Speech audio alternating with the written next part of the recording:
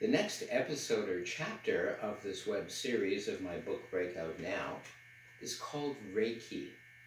And Reiki is one of my favorite healing energy modalities next to prana. I've even written a separate book on prana called The Powerful Healing Gift of Prana. I've also written a book about Reiki as well called Master Reiki. And they're both smaller books, but many years of research. This one 20 years of research, this one 3 years of research into the origins, the highly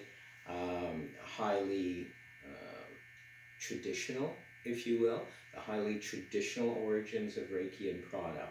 And we'll tackle first Reiki because chronologically that's the way it is in my book.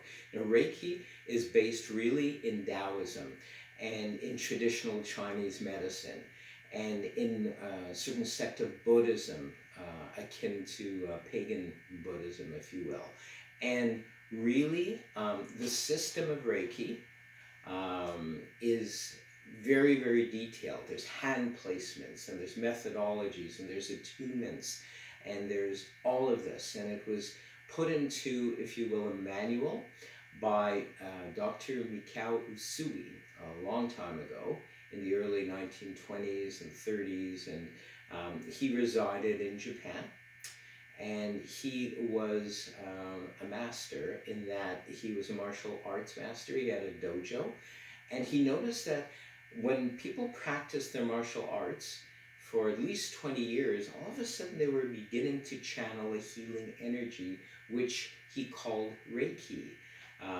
And it was commonly referred to as Reiki, but he mentioned it for the first time formally in some newspaper articles that were written about him in Japan back in those days.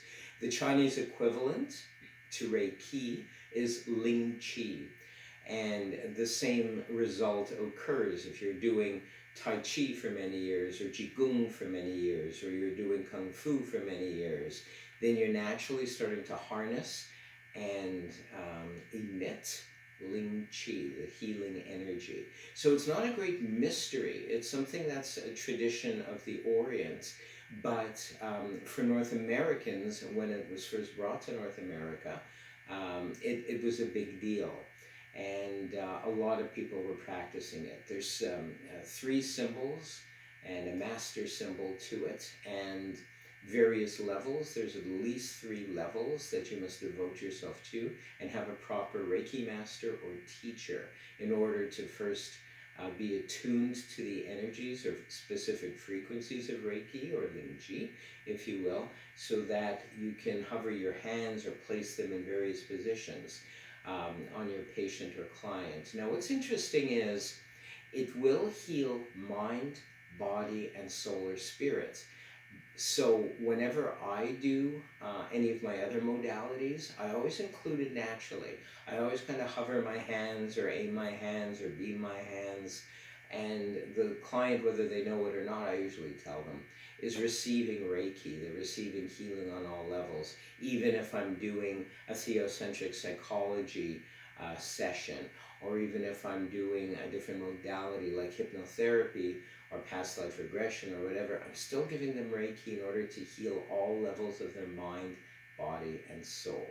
So it's a very, very effective modality. I've seen physical healing as a result, and I've seen, of course, mental and emotional healing using spirits.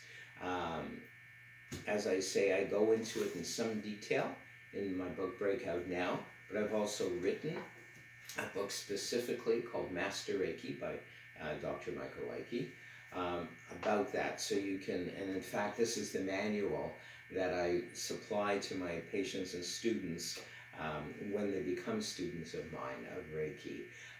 This will certainly help to alleviate any root causes that have been hindering you from being the best you can be, from gaining more self-esteem, self-confidence. It's a way to peel away the layers of the onion so you can be the real sacred you, so that nothing can stop you. Thank you for joining me.